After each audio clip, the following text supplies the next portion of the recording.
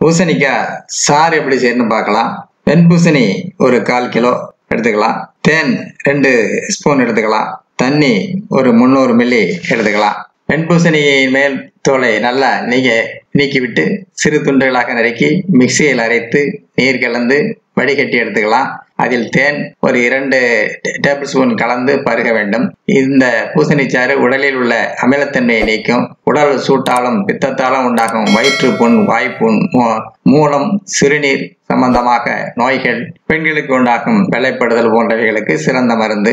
இந்த சாறு இரத்தத்தில் காரத்தன்மையை அதிகரித்து நோய் எதிர்ப்பு சக்தியை மேம்படுத்தும்.